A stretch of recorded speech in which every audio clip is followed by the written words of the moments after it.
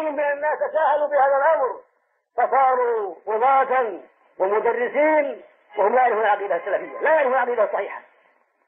تساهلوا في الأصل بعلم العقيدة وتهاونوا بإعطائه حقه والدراسة والتمحيص وإزالة الشبه، فصاروا دكاترة وهم صفر في العقيدة.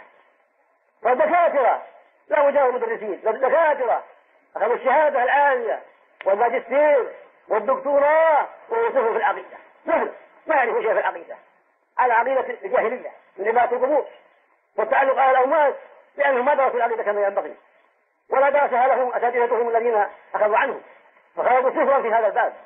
فإذا حرم طالب العلم من العقيدة فأي شيء بعده؟ أي شيء عنده بعد ذلك؟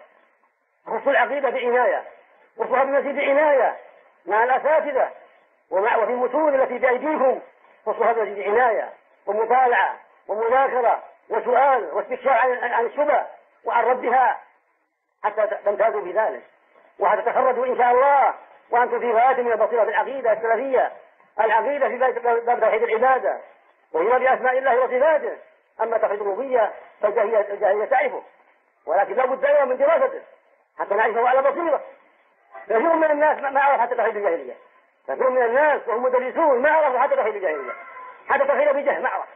فعليكم أيها الأبناء الكرام، عليكم بالعناية بالدروس الدينية، وعليكم بالعقيدة خاصة مزيد عناية بالبيت والمسجد والطريق ومع الأستاذ ومع الزملاء حتى تعرفوا ما هناك من شبه وحتى تعرفوا الرد عليها وكشفها.